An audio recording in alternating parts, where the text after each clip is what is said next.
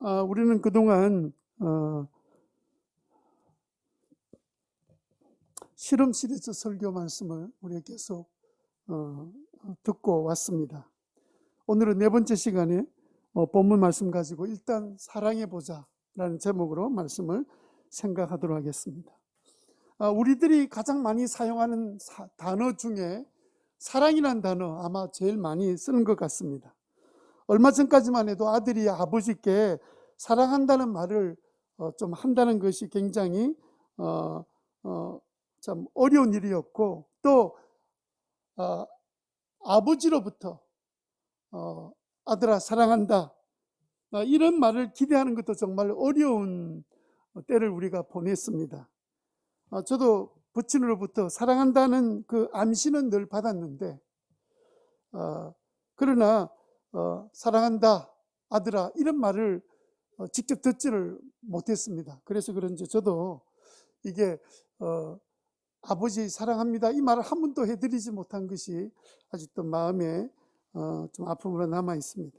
그런데 요즘 평상시 대화나 또 그 전화를 마칠 때 인사를 하는 그 아버지들이 이렇게 인사하는 아버지들이 많습니다. 사랑한다 아들아 이런 말로 전하는 모습을 자주 듣게 됩니다. 오늘은 어버이 주일입니다. 어머니 또 아버님께 아들인 딸인 우리들이 아버지, 어머니, 아빠, 엄마 사랑해요 이렇게 표현하는 그런 기회가 되기를 바랍니다. 요즘도 여전히 유행가 가운데 가장 많이 사용되고 있는 단어가 있다면 아마 그건 사랑이라는 주제일 거예요. 그죠? 여러분들은 사랑이라는 단어를 들으면 어떤 생각이 듭니까? 사랑 이러면 어떤 생각이 들어요? 사랑은 다른 사람에 대한 나의 좋아하는 감정 이렇게 우리가 보통 이해가 되잖아요. 그런데 그게 사실일까요? 우리는 사랑한다는 말을 많이 쓰고 있는데 사실은 이 사랑이라는 단어 가운데는 우리가 오해하고 있는 부분들이 참 많은 것 같습니다. 예를 한다면 A라는 형제가 B라는 자매를 좋아해요. 또 물론 B 자매도 A 형제와 함께 대학교에서 만나서 서로 이제 교제하는 관계였습니다. 그래서 커피도 사주고 형제가 밥도 사주고 점심시간에 삼각김밥도 사주고 이렇게 늘 교제하고 지냈는데, 사실은 저 B 자매는 누굴 좋아했냐면 C란 형제를 좋아했어요. 그런데 C란 형제와 D란 자매는 서로 좋아하는 관계였습니다. 그리고 이 D라는 자매는 C라는 형제가 정말 어려울 때 있는 힘을 다해서 학비까지 주면서까지 그렇게 사랑을 표현했던 그런 자매였습니다. 그런데 어느 날 B라는 자매가 자꾸 이렇게 좋아하는 것을 눈치를 채고 이렇게 지내다 보니까 어느 날 이 C라는 형제가 B라는 자매를 좋아하기 시작했습니다. 그러려고 하면 누구와 관계를 끊어야 됩니까? D라는 자매와 관계를 끊어야 되잖아요. 이제 이렇게 관계를 끊고 그와 B와 C가 사랑하면서 A라는 형제도 계속해서 이 B라는 자매의 좀 달라지는 이런 모습 때문에 계속 자매를 찾고 더 집중하게 되었습니다. 드디어 예상하지 못했던 이제 이 B라는 자매는 자기 원대로 C라는 형제의 마음을 얻게 되었습니다. 자, 이런 과정 가운데서 이제는 A라는 형제가 B라는 자매한테 삼각김밥을 사줬는데 이제는 누가 사주게 되었습니까? C라는 형제도 사주게 되었습니다. 삼각김밥을 한 사람이 아니라 두 사람을 이렇게 두 사람이 막 사주면서 이렇게 사랑의 갈등이 생기는 것을 우리가 뭐라 그러냐면 삼각관계라 그래요. 삼각김밥이 그래서 생긴 것은 아닙니다만은 문제는 A 형제와 D 자매죠. 둘 다 이전에 사랑했던 관계고 사랑도 받던 관계였는데 어느 순간에 D라는 자매는 마음에 큰 상처를 입었습니다. C 형제를 자꾸 찾아다니게 되고, 그리고 A 형제는 자기를 멀리하고 있는 그 B 자매를 찾기 시작했습니다. 여러분, 이런 사랑이 자기 감정에 충실한 진짜 사랑일까요? 얼마 전까지는 좋아했잖아요. 그리고 김밥도 삼각김밥 몇 개나 얻어먹었겠습니까? 그럼에도 불구하고 어느 순간에 자신의 감정에 뭐 요즘 말로 솔직하게, 그래 충실하게 그렇게 사랑하다 보니까 이제는 A라는 형제와 D라는 자매는 굉장히 큰 마음의 갈등을 느끼기 시작했습니다. 이렇게 시형제처럼 이렇게 사랑하다가 짝지를 바꾸는 비자매, C란 형제, 이런 사람을 우리는 요즘은 솔직하다, 뭐 순수한 사랑이다 이렇게 말하는 세상에 우리가 살고 있고, 법도 이런 문제에 대해서 결혼의 문제도 아주 자유롭게 만들어버리는 시대가 되고 말았습니다. 이렇게 짝을 바꾸면서도 사랑을 하는 사람들을 가르쳐서 뭐라고 부릅니까? 바람둥이라 부르는 거죠. 그리고 이렇게 사랑하는 사람을 놓치게 되었던 A 형제나 D 자매처럼 적극적으로 매달린 사람, 자매는 끈질기게 자기가 그동안 희생을 해왔잖아요. 그래 끈질긴 스타킹을 신고 계속해서 쫓아다니는 사람을 뭐라 부릅니까? 스토킹이라 부르잖아요. 답을 다 줘도 이거 아직까지 제대로 답을 못 하시는 분이 계신 것 같은데, 여러분 이렇게 이런 사랑, 자기 감정에 충실한 사랑, 이게 진짜 우리가 말하는 진짜 사랑일까요? 여러분 이런 사랑 때문에, 이런 변심 때문에, 심지어는 이렇게 결혼하고 난 다음에도 계속 자기의 남편과 아내와 심지어 자기 자식까지 짝을 바꿔가면서 이렇게 사랑을 하는, 흔들리는 사랑하는 것, 이게 진짜 사랑인가요? 이런 문제들이 오늘날 사회의 모든 고통과 아픔과 우리의 불행을 만들어 오는 것 아니겠습니까? 그래서 여러분 이런 상황들을 보면서 감정에 충실한 사랑은 그 자기의 감정에 충실할 뿐이지 그게 다른 사람에게는 아픔이 되고 상처가 될 수 있는 거구나. 그냥 감정에 충실한 사랑일 뿐이지 그 자체가 완전한 사랑은 아니구나, 이런 사실을 우리가 깨닫게 됩니다. 그렇기 때문에 여러분의 마음속에 감정의 변화가 일어나는 것, 그게 당연한 일인데, 감정에 충실한 사랑은 결국은 변하는 사랑이고 불행하게 만드는 사랑입니다. 여러분은 지금까지 어떤 사랑을 해왔습니까? 어떤 사랑에 대한 마음을 갖고 있었습니까? 우리의 사랑은 언제든지 바뀌는 감정에 따라 그냥 잘 적극적으로 반응해도 된다고 생각하는 세상 사람들처럼 우리도 그렇게 살고 있지는 않습니까? 그렇다면 우리를 지금 사랑하는 사람도 언젠가 변화될 수 있다는 사실은 여러분 잘 감지할 수가 없나요?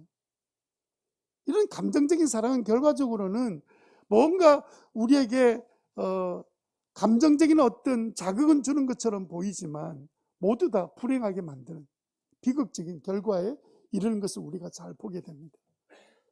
그래서 여러분 우리가 감정의 변화를 통해서 느끼게 되는 그 사랑의 피해자가 아니라 진짜 변하지 않는 사랑, 정말 성경이 우리가 말하고 있는 사랑, 그 사랑을 우리가 어떻게 할 수 있겠습니까? 요즘처럼 이렇게 감정 중심의 사랑을 오히려 인간적이다 이렇게 여기고 있는 세상에서 어떻게 하면 변함이 없는 정말 행복한, 모두를 행복하게 만드는 진실한 행복, 이 사랑을 이 세상에서 우리가 어떻게 찾을 수 있겠습니까? 이제는 법적으로도 그렇게 만들어버렸기 때문에 세상에서는 진짜 사랑을 찾기가 어려운 시대를 우리가 만났습니다. 성경은 우리에게 이렇게 말하고 있습니다. 요한일서 4장 7절에 사랑하는 여러분 서로 사랑합시다. 사랑은 누구에게서 난 거라고요? 하나님에게서 난 겁니다. 우리가 말하는 이 감정적 변화를 사랑으로 여긴다면 우리는 정말 하나님이 우리에게 주셨던 참 사랑을 경험할 수 없게 될 거예요. 10절 말씀 다 같이 한번 읽어봅시다. 10절 시작.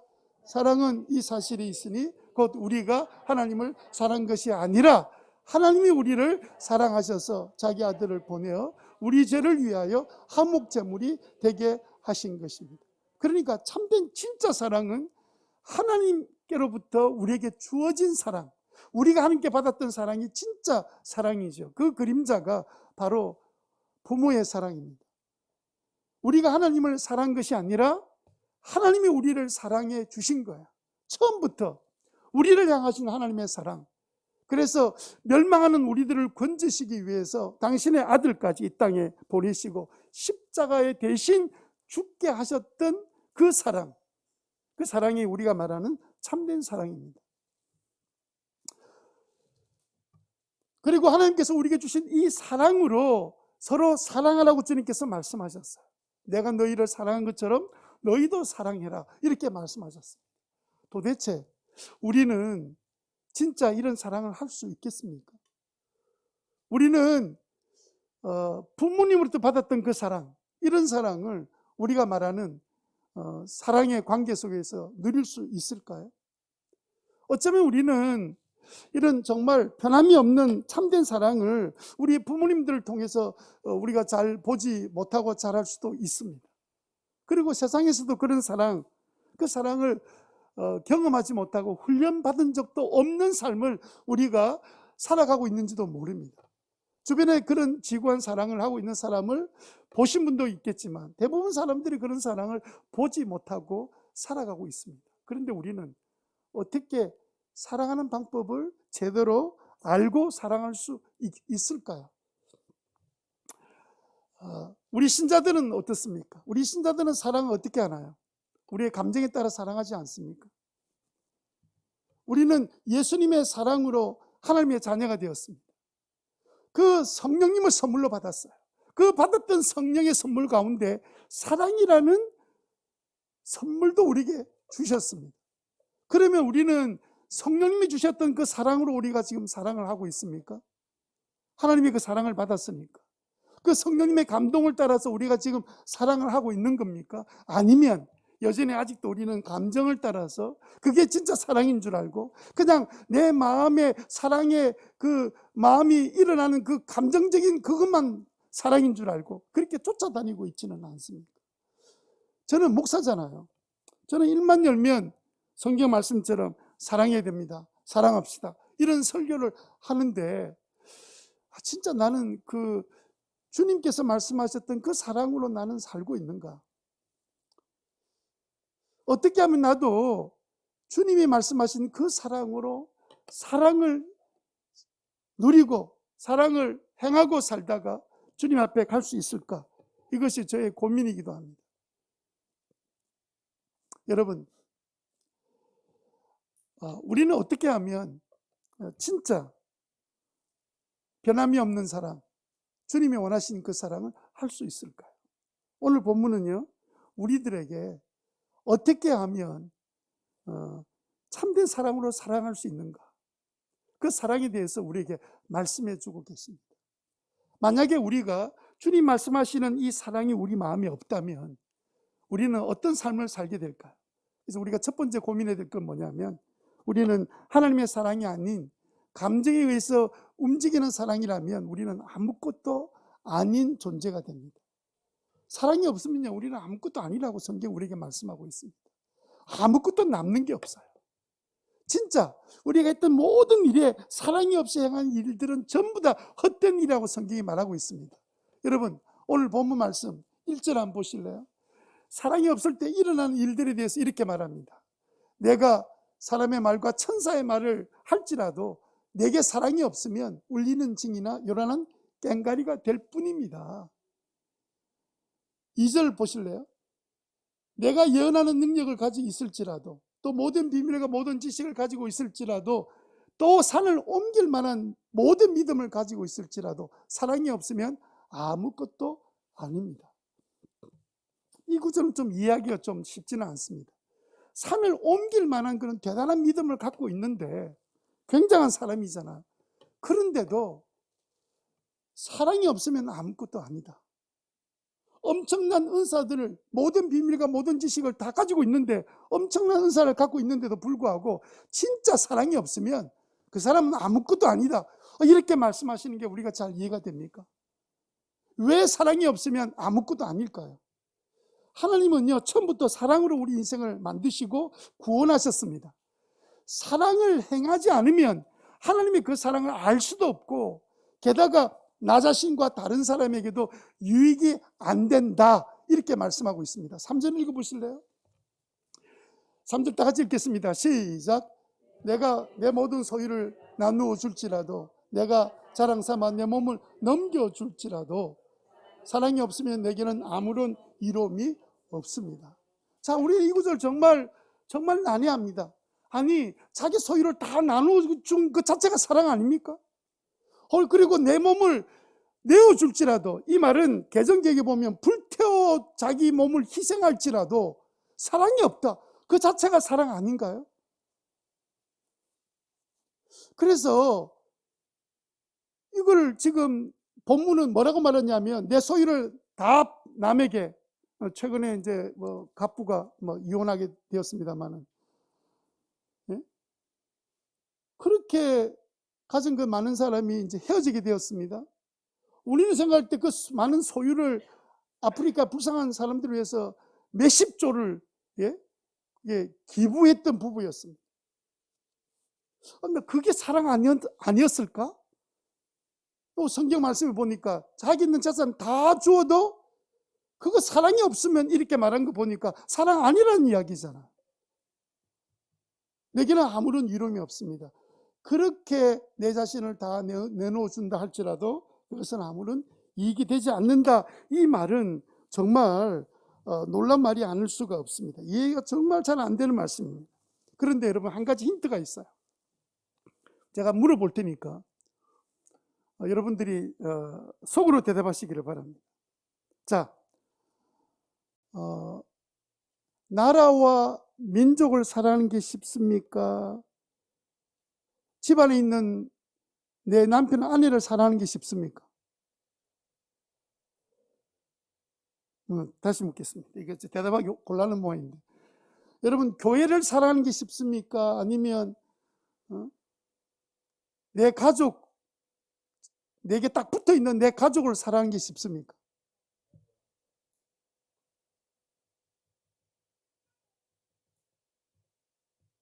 대답하지 마세요. 아무래도 대답부터 오답이 나올 것 같았어. 여러분, 사실은요, 나라를 사랑하고 인류를 사랑하고 이런 거는요, 누구나 다 합니다. 우리 마음에도 그런 마음이 있습니다. 국가를 사랑하고, 우리는 교회를 사랑해, 다 해야 합니다. 그런데 정작 내 집안에 있는 내 남편, 내 아내, 내 자식 사랑하는 거 절대로 쉽지 않습니다. 저는 그래요. 여러분들은 나라 사랑하는 것보다, 교회 사랑하는 것보다 바로 내 가족을 사랑하는 것이 훨씬 쉽다, 이러신 분인지 모르겠는데, 예수님 닮으셔가지고 저는 그게 되게 어려워요. 제일 어려운 게 누구냐면, 나에게 가장 같이 붙어 있는 사람이 제일 어렵습니다. 목장에 있는 목은 한 사람을 사랑하는 게 어렵지, 교회 전체를 사랑하는 것은 절대로 어렵지 않습니다. 왜냐하면 그건 추상적이거든요.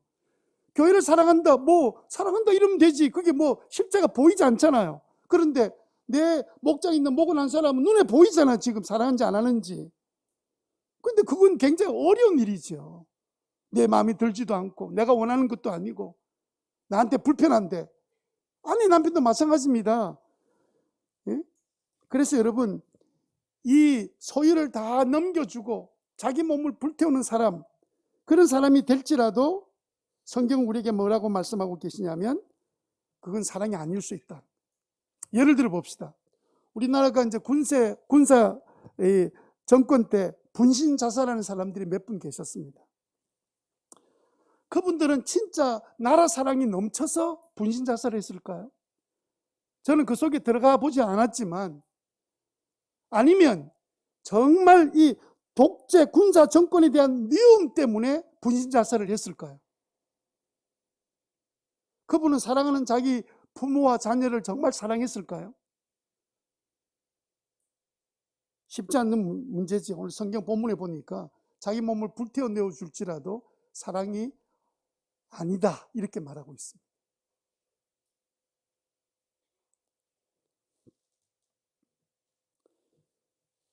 그러니까 여러분, 우리가 진짜 사랑한다 이렇게 말할 때 나에게 불편을 주고 나를 힘들게 하는, 내게 딱 붙어 있는 내 가족들을 진짜 사랑하는지를 한번 돌아보면 진짜 내게 사랑이 있는지 없는지를 알 수가 있는 거죠. 우리 모두는 전부 다 국가를 사랑하고 인류를 사랑하는, 북한 동포를 사랑하는 추상적인 그 대상이 없고 책임이 없는, 형태가 없는 그 사랑은 누구나 다 갖고 있습니다, 마음속에. 근데 나를 만나는 내 직장 동료 한 사람, 나를 불편하게 하는 사람, 그 사람 끝까지 사랑하는 것 정말 어려운 일입니다. 내가 사랑이 아니면 절대로 할 수 없는 일입니다. 그래서 사랑이 없이 행하는 것들은 아무런 이익이 없다, 이렇게 말씀하신 거죠. 그러므로 여러분, 오늘 본문 말씀에 보니까 그러고 보니까 정말 내 안에 추상적인 사랑이 있는데 정말 구체적인 행동의 사랑은 내게 정말 없구나 하는 이 사실을 우리가 발견할 수 있게 되는 거죠. 자, 이 사실을 우리가 이해하고 난 다음에 비로소 우리는 두 번째, 어떻게 하면 사랑의 사람이 될 수 있는지를 우리가 오늘 말씀을 통해서 발견할 수 있습니다. 두 번째는 뭐냐면, 우리가 진짜 사랑하는 사람이 되려면 나한테는 나올 게 없습니다. 우리한테는 예수님처럼 일단 사랑해 봐야 합니다. 일단 누구처럼 사랑해 봐야 된다고요? 예수님처럼 사랑해 봐야 합니다. 이게 무슨 말입니까?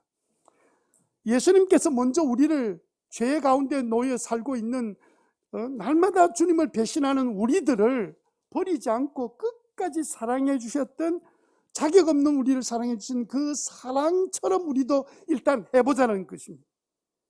그러려면 우리는 이 사실을 알아야 됩니다. 요한일서 4장 10절 말씀, 사랑은요, 하나님 우리를 사랑하셨는데 자기 아들을 먼저 보내주셔서 먼저 우리를 사랑해 주셨어요. 내가 주님을 먼저 사랑한 것이 아닙니다. 하나님이 나를 먼저 사랑해 주셨어요. 그래서 나를 사랑해 주셨던 그 하나님, 그 예수님처럼 우리가 사랑하기로 마음에 결단하고 한번 해봐야 되는데, 자, 이게 정말 우리에게는 어떤 의미인지, 정말 쉬운지 어려운지 같이 한번 잠깐 살펴보도록 하겠습니다. 그러면 예수님처럼 사랑한다 하는 말은 뭡니까? 우리에게는 그런 사랑이 없는데 예수님처럼 사랑한다? 그럼 어떻게 하는 사랑을 예수님처럼 하는 사랑일까? 첫 번째, 감정적인 사랑 가지고는 우리는 절대로 사랑할 수 없습니다. 그래서 첫 번째 우리가 기억이 될 것은 뭐냐면, PPT 그 다음 페이지 넘겨주세요. 넘겨주시면 뭐가 되냐면, 감정이 아니라 의지적으로 사랑하라는 말입니다. 말의 구절은 그렇습니다. 예수님처럼, 예수님 우리를 사랑할 때 감정으로 사랑한 것이 아니라 의지적으로 행동에 보여주신 사랑을 우리에게 보여주셨습니다. 오늘 본문이 나와 있습니다. 오늘 본문 4절 7절의 내용을 보면 15가지 행동이 나오는데, 이 행동들은 한 가지 공통점이 있습니다. 감정이라는 것이 하나도 들어있지 않고 그냥 행동입니다. 상대방이 도움이 필요한 부분에 대하여 행한 행동입니다. 쉽게 말하면 예수님이 우리를 구원하기 위하여 행하셨던 모든 행동이 여기 다 기록되어 있습니다. 그래서 여러분 4절 7절을 같이 읽을 텐데, 읽을 때 그 사랑의 단어가 나오면 무조건 우리는 예수님의 사랑 이렇게 읽으셔야 됩니다. 무슨지 아시겠죠? 자, 그럼 4절부터 읽습니다. 시작. 예수님의 사랑은 오래 참고 친절합니다.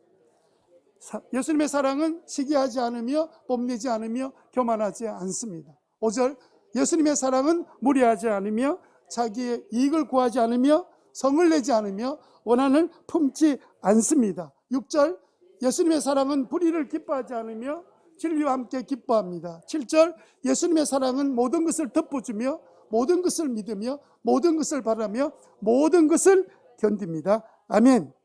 자, 이게 바로 예수님이 우리에게 행하신 행동인데 우리가 이렇게 해보자는 거죠. 그런데 이게 쉽습니까? 예? 4절, 5절, 6절, 7절에 나온 15가지가 쉽냐고요. 여러분, 그냥 이 내용들을 다시 한번 보면 오래 참고, 이게 사실 우리한테는 좀 불편한 겁니다. 사실은 우리가 반대로 하면 쉬워요. 반대로 하면 우리는 딱 자연스럽습니다. 예를 들어서 오래 안 참는 것, 기분 나쁘면 불친절한 것, 늘 시기하고 그냥 내 자랑하는 것, 이거요 아무런 노력이 필요 없습니다. 저절로 됩니다. 저절로. 예? 무리에 행하는 것, 무리에 행하는데 우리가 도사들입니다. 자기의 유익을 구하지 않으며, 아이고 우리 맨날 우리 자기의 이익을 계산하면서 우리가 삽니다. 성내지 않으며, 아이고 우리 밤낮 성내는데요. 불의를 기뻐하지 않고 진리와 함께 기뻐한다? 이게 너무 추상적이라서 대답하기 좀 곤란한 부분이기도 합니다만은, 모든 걸 덮어주고 우리는 은근히 까발려 내기를 좋아하기도 하고, 뭘 바라고 모든 것을 견딘다? 이거 우리 부자연스러운 것들이에요. 우리는 이렇게 반대로 하면 오히려 더 자연스럽습니다. 그냥 노력 안 해도 저절로 되는데, 이 15가지는 진짜 노력하지 않으면 할 수 없는 일들이에요. 그런데 이렇게 하라는 거예요. 사랑은 행동이다 이 말입니다. 사랑은 행동이다. 시작. 감정이 아니라는 거예요. 여러분, 예를 들어서 우리가 어릴 때 아이들을 이렇게 키울 때 막 고나게 잘 때 보면 얼마나 사랑스럽습니까? 그때는 감정적으로 사랑스럽죠. 그런데 눈 딱 뜨는 순간부터 원수가 됩니다.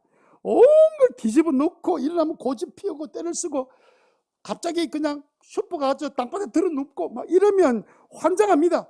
감정적으로는 사랑하고 싶은 마음이 전혀 없는데 아이가 아직도 철이 없으니까 내가 이 아이를 잘 키워야 되겠다 이런 마음 가지고 참습니다. 견뎌냅니다. 성을 안 내려고 애씁니다. 물론 때로는 성을 내지만 이렇게 애쓰고 막 이렇게 그 아이의 필요를 채워주려고 하는 마음이 있는 이유가 뭐냐면 내 자식이기 때문에 그렇지. 그냥 그렇게 하는데도 잘 안 돼요. 이렇게 마음 먹으면 잘 되는 부모들은요, 수많은 시련을 통해서 뭔가를 하나님의 은혜로 얻어낸 사람이 가능한 일들입니다. 목자 목녀들이 목은 사랑하는 것 사랑스럽지 않을 때도 있습니다. 감정적으로 생각하면 사역을 그만두고 싶어요. 이사를 다른 데 갔으면 좋겠어요. 그러나 의지적으로 내가 주님께서 뭘 나에게 원하신 걸 내가 알고 있기 때문에 내가 의지적으로 참고 견디려고 애를 쓰는 거죠. 그런데 이것도 잘 안 됩니다. 그래서 예수님처럼 한다는 말은 뭐냐면 예수님이 말씀하셨던 15가지 정말 반대로 한 것은 너무 쉬운데 자연스러운데 너무 부자연스러워서 우리 힘으로 할 수 없는 일들이에요. 그래서 예수님처럼 한다는 말은 두 번째 있습니다. 결국은 우리가 예수님처럼 행동을 해야 돼요. 감정적으로 따라가면 아무것도 못합니다. 행동을 하는 게 맞습니다. 상대방의 필요를 채워주는 게 맞습니다. 그런데 예수님이 어떻게 우리를 사랑하셨냐면 두 번째 이렇게 해야 됩니다. 불쌍히 여기는 마음으로. 주님이 우리를 불쌍히 여기셔서 우리의 그냥 정말 형편없는 우리 인생을 구원하기로 작정하셨거든요. 주님에게 불쌍히 여기는 마음이 없었다면 우리는 구원받지 못했을 겁니다. 그래서 이 불쌍히 여기는 마음이 우리에게 생기기만 한다면 우리는 다른 사람을 위해서 15가지 행동을 한 가지씩 해 나갈 수 있다는 거죠. 불쌍히 여기는 마음, 이게 우리 마음속에 생겨야 되는데 잘 안 생기는 거죠. 마태복음 10장 33절에 주님께서 이렇게 나중에 물으실 겁니다. 다 같이 묻겠습니다. 자, 읽겠습니다. 시작. 내가 너를 불쌍히 여긴 것처럼 나도 내 동료를, 나도가 아니고 너도입니다. 너도 내 동료를 불쌍히 여겨야 할 것이 아니냐. 내가 너 불쌍히 여겼잖아. 엄청 용서해 줬는데 너는 조그만 거 용서가 안 돼가지고 그렇게 그 동료를 감옥에 넣냐? 이렇게 주님께서 우리에게 물으신다는 거예요. 그래서 우리는 예수님의 말씀처럼 사랑을 하려면 예수님이 갖고 계신 그 마음, 우리를 사랑하는 그 마음을 우리에게 주셔야 돼. 주님, 나에게도 그런 마음을 주십시오. 불쌍히 여기는 마음을 주십시오. 이럴 때 우리는 감정적으로는 아직까지 그게 동요되진 않지만 그러나 행동으로 옮길 수 있는 첫 발을 일단 예수님처럼 사랑해 볼 수 있는 힘을 주님께서 우리에게 공급해 주신다는 겁니다. 그래서 우리가 기도할 때 이런 마음으로 기도를 해야 됩니다. 여러분 아마 다 경험했을 겁니다. 주님, 저 원수를 사랑해 주십시오. 나를 저렇게 힘들게 하는데 사랑해 주십시오. 그렇게 기도하고 기도해도 사랑이 안 돼요. 사랑이 안 되더라고요. 이게. 기도를 잘못한 거죠. 내 힘으로 사랑할 수 없는데 주님이 사랑하라 그랬으니까 원수를 사랑합니다 하는데도 말은 기도하는데 실제로 마음은 그렇게 안 되고 행동도 안 되는 거예요. 기도 제목을 바꿔야 됩니다. 어떻게 바꿔야 됩니까? 주님, 저 사람의 상태를 이해할 마음을 주시옵소서. 오죽했으면, 얼마나 형편없으면, 얼마나 상처가 많으면 저럴 수밖에 없습니까? 이해할 마음을 주십시오. 이랬더니 그게 이해가 되더라. 이해가 되면서 제 속에 생기는 마음이 불쌍히 여기는 마음이 생기는 거예요. 불쌍한 마음이 생기니까 미워지지 않는 거예요. 미워지지 않으니까 축복할 수 있게 되는 거죠. 순서가 잘못되면 우리는 그냥 죽을 때까지 한번 제대로 사랑하지 못한 채 우리 인생을 마칠 수도 있습니다.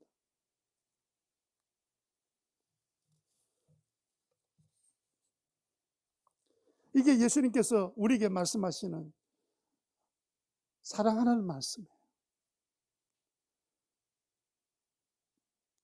사랑은 감정에 따라 되는 게 아니라 의지적으로 나중에 결단해야 되는데, 그 결단하는 과정에 중요한 것은 뭐냐면, 주님, 내가 상대의 저 처참한 삶을 이해할 마음을 주옵소서. 긍휼히 여기는, 불쌍히 여기는 마음을 주옵소서. 그럴 때, 그 기도가 있을 때 비로소 우리는 행동까지 하나씩 상대방의 필요를 맞추는 행동으로 한 가지 나아갈 수 있는 것을 주님께서 나처럼 하라고 말씀하십니다. 일단 물론 우리가 다 이해가 안 돼도 주님 말씀하셨으니까 일단 사랑해 보자 하고 사랑하면 어떤 일이 일어날까? 어떤 일이 날까? 세 번째 우리가 생각할 것은 뭐냐면, 일단 그러면 우리는 최고가 됩니다. 최고. 인생, 사람 중에서는 최고의 인생이 됩니다. 최고의 인생이 된다는 말은 뭐냐면 13절입니다. 13절 같이 한번 읽어볼까요? 13절 시작. 그러므로 믿음, 소망, 사랑 이 세 가지는 항상 있을 것인데 그 중에 어뜸은, 요 어뜸이란 말은 이거 말하는 겁니다. 최고는 사랑이다. 세상에 가장 뛰어난 것은 사랑이다. 최고는 사랑이다. 여러분, 사랑이 최고란 말입니다. 사랑으로 행하는 모든 일들은 다 최고의 결과가 일어난다는 뜻입니다. 불쌍히 여기는 마음 가지고 다른 사람이 필요한 그 필요를 감정적으로는 움직여지지 않는데, 주고 싶은 마음은 없지만 주님 그렇게 말씀하시니까 내가 한번 해야 되겠다, 이렇게 불쌍히 여기는 마음 가지고 시작할 때 최고의 사건이 우리에게 일어난다는 거예요. 어떤 일이 일어날까요? 예수님처럼 불쌍히 여기는 마음으로 다른 사람의 필요를 채워주는 순간에 예수님의 마음이, 사랑이 이제는 이해가 되기 시작하는 거예요. 예수님의 사랑은 이런 거였구나. 여러분, 이제 결혼하기 전에는 잘 모르고 있다가 결혼해서 이제 자식 키워보면 그때는 부모의 마음을 잘 이해를 합니다. 그렇게 이해를 했던 부모가 자식이 말 안 들으면 안 해야 될 말인데 뭐라고 말합니까? 니도 애 낳아서 키워봐라, 이런 이야기 하죠. 그래서 아무런 도움이 되지 않는 말인데도 불구하고, 근데 그렇게 해보니까 자기가 이해가 되더라. 이해가, 애 낳아보니까, 키워보니까 엄마가 왜 그때 그렇게 했는지 이해가 되더라는 거죠. 아직 이것도 이해가 안 되는 것은 아직도 애를 키워보지 않아서 잘 이해가 안 되는 거예요. 어쩔 수 없습니다. 그런데 하나님이 우리를 불쌍히 있다는 그 사랑을 딱 체험하고 나면 그게 이해가 돼요. 결혼 안 했던 바울이 이해된 이유가 바로 그게 있습니다. 이해가 되는 거예요. 하나님의 사랑은 이런 거였구나. 그래서 오히려 결혼한 자식 키우는 사람보다 훨씬 더 결혼 안 하는데도 불구하고 큰 사랑을 가지고 섬기는 이유가 바로 하나님의 그 사랑을 깨닫게 된 거예요. 뭐 할 때 일단 사랑해 보면서 최고의 경험을 하게 된 거예요. 아, 하나님의 마음은 이런 마음이구나. 하나님께서 나를 이렇게 사랑해 주셨구나. 그래서 주님께서 일단 예수님처럼 한번 해보라는 거예요. 사랑해보라. 그래서 내가 너희를 사랑한 것처럼 너희도 서로 사랑해라. 사랑해보면, 일단 해보면 최고가 무엇인지를 너가 알게 될 것이다. 주님께서 그 말씀 우리에게 주셨습니다. 사랑하는 형제자매 여러분, 우리가 살아가는 동안에 정말 용서할 수 없는 그런 대상, 내 인생에 답이 없는 그 상황이 생길 때, 그때 우리가 해야 될 기도는 뭐냐면, 하나님, 상대방의 마음을 이해할 수 있는 마음을 주옵소서. 불쌍히 여기는 마음을 주옵소서. 그렇게 해야만이 우리는 주님 원하시는 사랑의 삶을, 최고의 삶을 우리가 살아갈 수 있게 됩니다.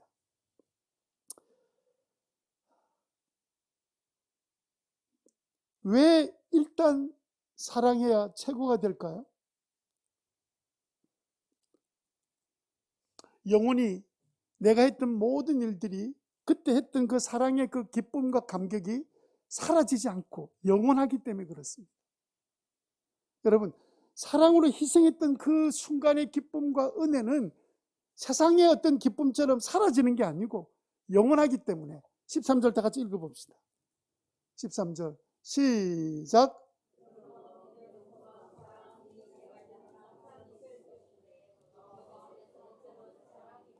네, 사랑이죠. 그 다음에 8절 읽겠습니다. 시작. 사랑은 없어지지 않습니다.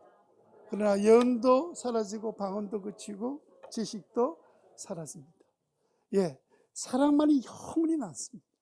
우리가 주님이 오시면 모든 것들 다 받았던 필요한 은혜들이 다 싸그리 사라져도 아무 상관이 없는 날이 올 겁니다.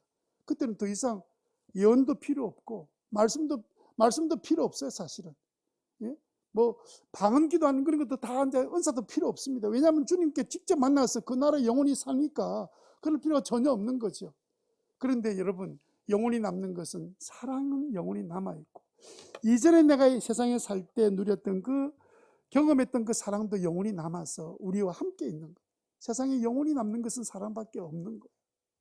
그래서 여러분, 우리가 어릴 때는 이해가 안 되다가도 어른이 되면 넓게 보고 깊이 보고 멀리 볼 수 있는 눈이 열리기 때문에 어린아이 같은 그런 상태에서 벗어나서 우리가 하나님 나라에 들어가면 완전히 이해가 되는 것처럼 살아가는데, 하나님은 그 나라 들어가서 완전히 이해되는 것뿐만 아니라 이 땅에 사는 동안에도 그 나라의 기쁨을 이 땅에서 맛보게 하시는 것이 주님이 원하시는 일입니다.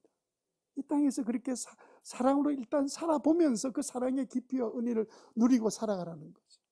그런 의미에서 보면 우리 이 땅에 사는 것은요, 그 예수님의 사랑을 실험해 보라고, 그 사랑을 연습하라고, 그래서 가장 가까운 새로운 가족인 목장이 식구들을 사랑하는 방법을 찾아가면서 배워가면서 그 사랑을 진짜 해보라고. 우리가 사랑하는 세상에서 하는 방식으로 사랑하면 사랑이 전달이 안 돼요. 그런데 정말 주님이 우리에게 보여주셨던 그 사랑의 방법으로 사랑하면 사람을 얻게 되고 최고의 삶, 최고의 기쁨을 누리게 되는 것이 바로 우리의 사랑의 결과이기 때문에, 그래서 천국 가면 최고의 기쁨을 영원히 누릴 텐데 이 땅에서도 한번 예수님처럼 사랑해 봐라. 그 삶이 얼마나 큰 기쁨인지 누리게 될 것이다. 이것이 주님이 우리에게 하시고 싶은 말씀입니다. 그래서 여러분, 이해가 다 될 때까지 기다리기가 힘들면 그냥 원수가 내게 있을지라도 따라합시다. 아이고 모르겠다. 일단 사랑해 보자. 예, 일단 사랑해 보면 그러면 그 이해가 돼버려요. 예? 왜냐하면 우리가 살아가는 삶 가운데서 해보고 난 다음에 이해되는 일이 너무 많잖아요. 사랑이 바로 그런 중에 한 가지입니다. 지난번에 우리가 그 김병년 목사님에 대한 이야기를 두 차례인가 말씀을 드렸는데, 온몸이 마비된 그 사모님을 끝까지 돌보다가 이렇게 교회 생활하고 자녀 아이가 몇입니까? 그 다음 사진 좀 보여줘 보세요. 이 세 아이를 키우려고 하니까 아내까지 얼마나 힘들어요. 그래서 더 이상 내가 목회를 못하겠다. 교인들 신방이나 말씀을 준비하는 거나 이게 너무 힘들어서 못하겠다. 그래서 사표를 냈습니다. 교인들한테 내가 사임할게요. 사실 내가 아내를 돌보는 게 대부분 시간 보내는데 이렇게 목회를 계속한다는 것은 여러분들에게 못할 일이고 사실 제가 할 수 없는 일입니다 하고 했더니 교인들이 사임하세요 이럴 줄 알았는데 그게 아니고 절대로 안 됩니다. 안 됩니다. 그래서 아니 왜 안 됩니까? 내가 교회 일을 아무것도 못하고 지금 아내한테 붙어가지고 사는데 이게 무슨 목사가 목회 이렇게 하겠습니까? 그 왜 안 된단 말입니까? 그랬더니 교인들이 한계 같다는 말이 뭐였냐면, 목사님을 보니까 우리 한 가지 믿음이 생겼습니다. 사모님이 사지마비가 되어 들어 누워 있는데도 불구하고 안 버리시는 거 보니까 목사님은 절대로 우리를 버리실 분이 아닙니다. 사모님 통해서 보여준 그 사랑을 보니까 목사님은 절대로 우리가 버릴 수 없습니다. 그래서 그분이 지금도 목회를 하고 계시는데 희한하게도 그 교회의 성도들은 사랑이 더 단단해져 가지고 사랑이 더 깊어져서 사랑의 공동체를 이루어가고 있다고 그렇게 이야기를 들었습니다. 교인들이 목사님이 사모님 사랑은 끝까지 그런 온몸이 다 마비된 상태에 있는 그 사모님을 돌아보는, 살피는, 사랑하는 그 모습을 보고는 감동을 받은 거예요.